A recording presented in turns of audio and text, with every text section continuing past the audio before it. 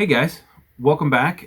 This is Ramsey from the Rajathon YouTube channel. This is a spoiler-filled review, wrap up, talk about me just talking about my journey through the Dark Tower, Stephen King's The Wastelands, book 3. I loved it. My biggest problem with the gunslinger was that Roland let Jake die, and through letting Jake die, I despised his character at that point. And so for me, it was kind of one of those, you know, what's going to happen. And then in book 2, the drawing of the three, again, spoilers. If you haven't read any of the Dark Tower, please go start back at the beginning. I have videos for that. I'll link them up above in the description. There'll be a playlist. But this is going to be complete spoilers. So Roland lets Jake die, and at that point in Drawing of the Three, at the end of Drawing of the Three, when he steps into Jack Mort's body, and Jack Mort was the one who originally killed Jake, he stopped Jack Mort from killing Jake, right?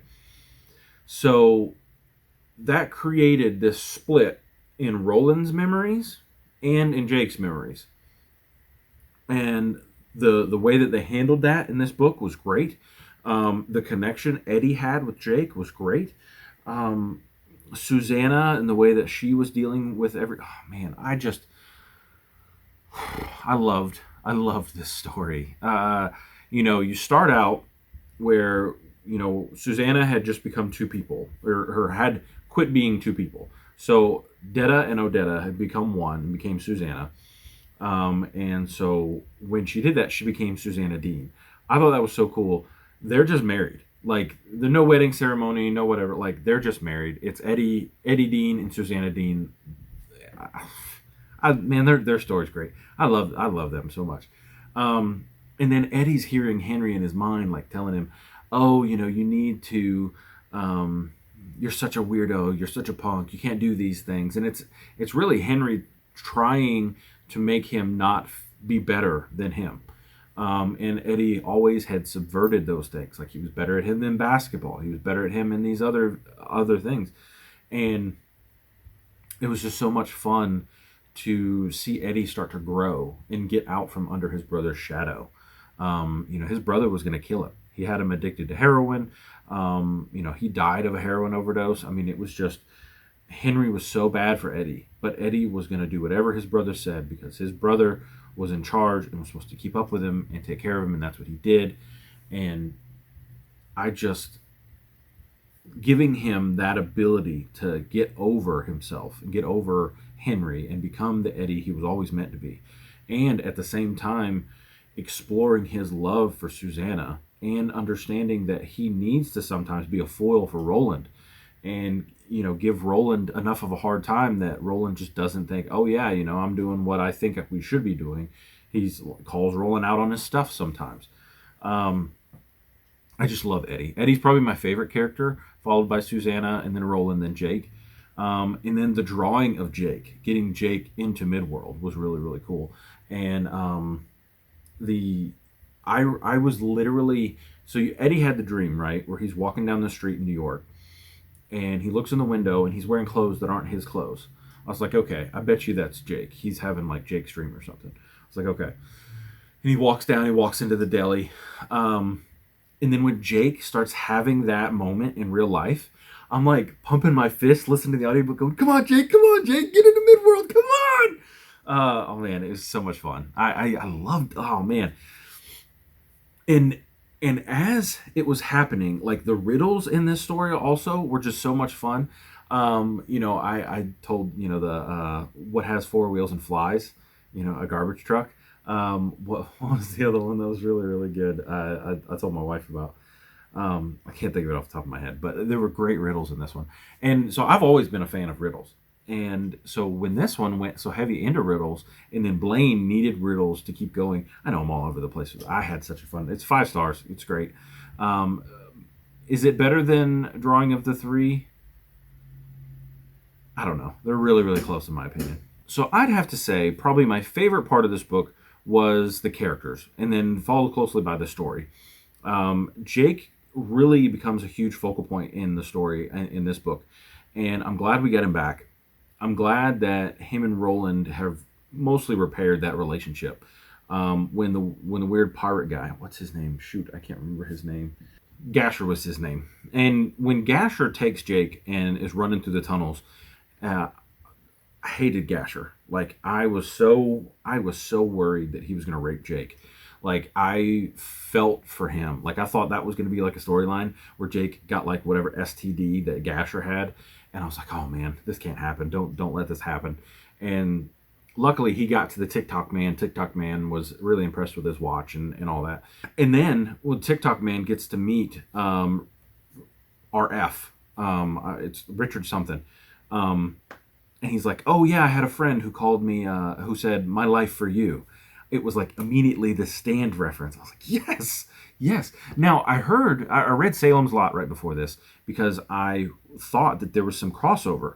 I didn't notice anything. I don't know if I missed it. I'm gonna have to Google it maybe.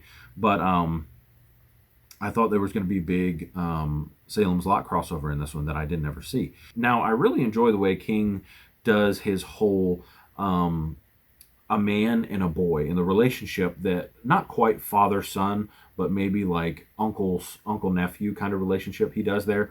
He does that with Roland. He does that with the characters in Salem's Lot. There's a really good father son relationship in it. Um, there's that kind of relationship in Mr. Mercedes. He kind of does that like mentor kind of relationship that I really like that way that that's done, that he kind of writes that in books.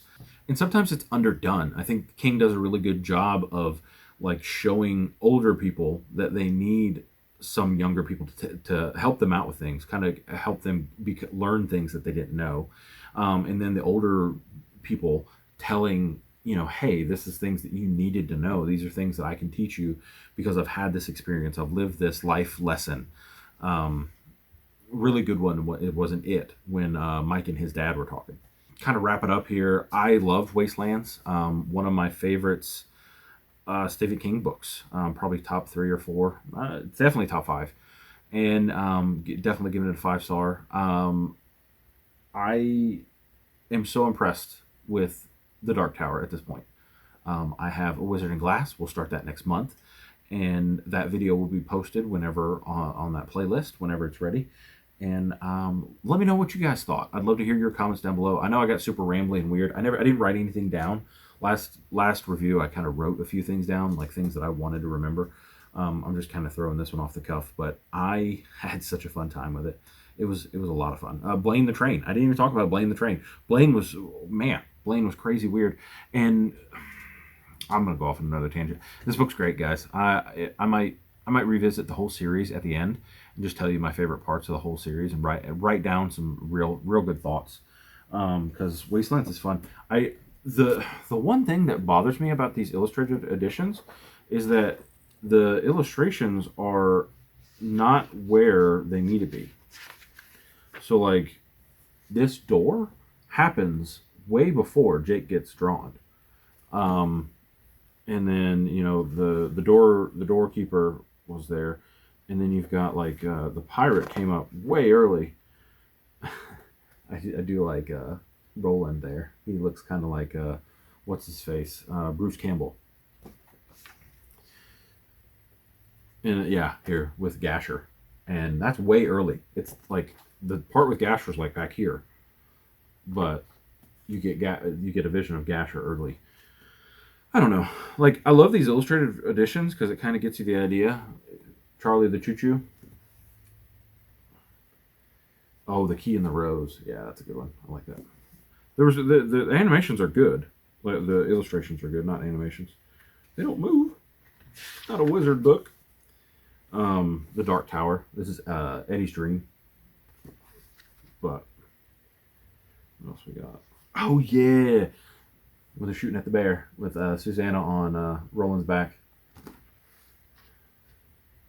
We have a picture of the bear too, don't we? Yeah. Dude, that bear is awesome. Like the robotic bear. He's one of the guardians. Oh my gosh, I didn't even talk about. Okay, so you've got the turtle from It is one of the guardians. So there's all the talk about the turtle and It and the guardians, and I'm like, dude, like you're telling me that, man, so many things are interconnected. One of these days, I'm gonna read a bunch of King, and I'm gonna tie all the strings together, and I'm gonna do a video for you guys. Because man, this interconnected universe is so much more interconnected than even the Marvel movies can think about doing. You know, Brandon Sanderson's Cosmere is way behind. They got some work to. He's got some work to do to catch up to King, because he's tied all of his stuff together. At least I think his new stuff, I don't think he has, like the Mr. Mercedes and stuff that's thriller-ish, like The Outsider. But anything that's kind of related to Ka is related to the Dark Tower. So really excited for the man. I just had a blast. Subscribe to the channel if you want. I'm gonna stop. I'll talk to you later. Bye.